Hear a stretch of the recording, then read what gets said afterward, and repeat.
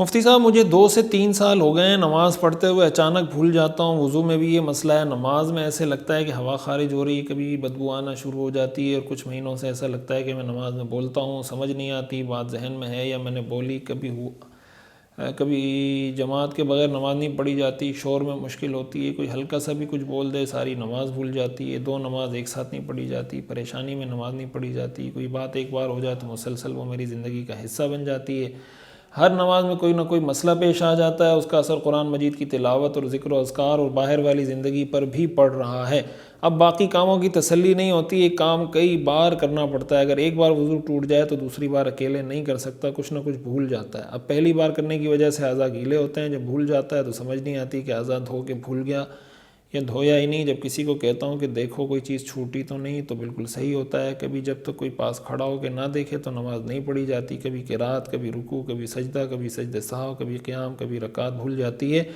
اب اس بارے میں رہنمائی فرمائیں کہ میرے لیے شریعت کا کیا حکم ہے. بار بار کے وضو اور ایک ہی نماز کو 2 سے 3 بار پڑھ کے پریشان ہو چکا ہوں. گھر والے کہتے ہیں اس وہم کو نکالو, میرے بس میں ہے تو کچھ کروں, دم بھی کروایا, صدقہ بھی کیا, جنات تو نہیں, ایک جماعت کے ساتھی کو چیک کروایا مگر کچھ حل نہیں نکلا.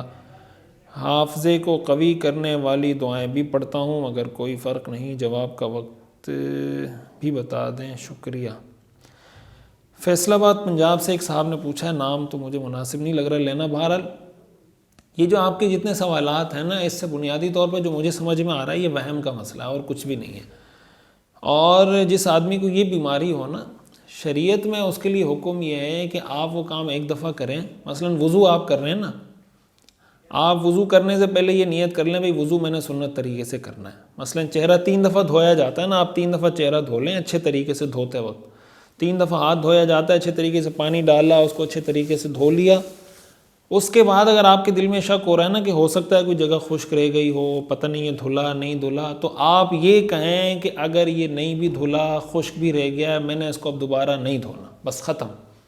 3 دفعہ میں نے دھو لیا, بس ختم. خشک رہ جائے میں ایسے ہی پڑھوں گا. یہی کام آپ نماز میں کریں. آپ نے نماز پڑھ لی, اب آپ کو شک ہو رہا ہے کہ میں نے 3 پڑھی, 4 پڑھی, 2 پڑھی, 3 پڑھی. آپ نے ایک دفعہ پڑھ لی تو آپ کہیں پڑھ لی, اب میں دوبارہ نہیں پڑھوں گا, بس جیسے تیسی تھی, جیسی تیسی نماز تھی, میں نے پڑھ لی, اب میں دوبارہ نہیں پڑھوں گا. اس وہم کو دور کرنے کا یہی طریقہ ہے. جب تک آپ اس چیز میں پڑے رہیں گے, آپ اس چیز کو بار بار دوبارہ اپنے اوپر حاوی کرنے کی کوشش کریں گے, کاموں کو ریپیٹ کریں گے, یہ مزید یہ چیز آپ پر ظاہر ہے کہ حاوی ہوتی چلی جائے گی.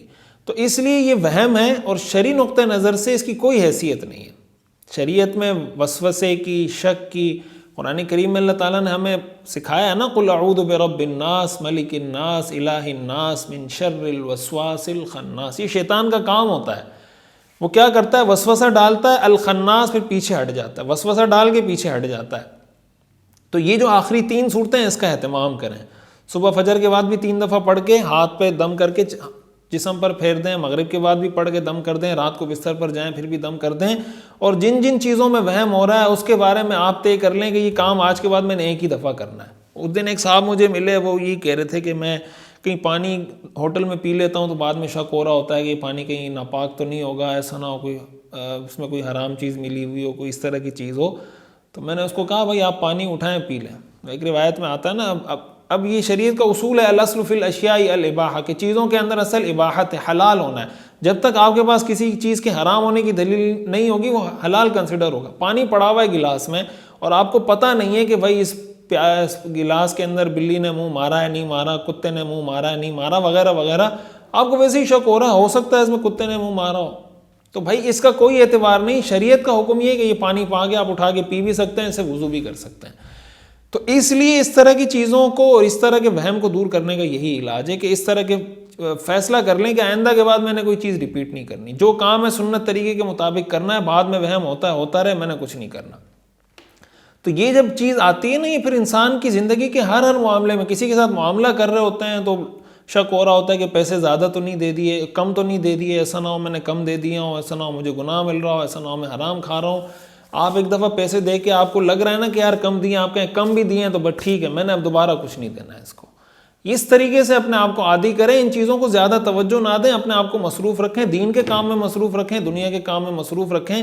جب انسان فارغ ہوتا ہے ان چیزوں کی طرف اس کا ذہن جاتا ہے، اپنے آپ کو مصروف رکھیں گے اور اس فارمولے پر عمل کریں گے جو میں آپ کو بتا رہا ہوں، آہستہ آہستہ انشاءاللہ یہ ختم ہو جائے گا۔ اور سب سے بڑھ کر جو وظیفہ ہے وہ دعا ہے، اللہ تعالیٰ سے دعا کریں کہ اللہ تعالیٰ اس بیماری سے، اس تکلیف سے، ہم بھی دعا کرتے ہیں اللہ تعالیٰ کو شفائے کامل عاجلہ مستمرہ عطا فرمائے۔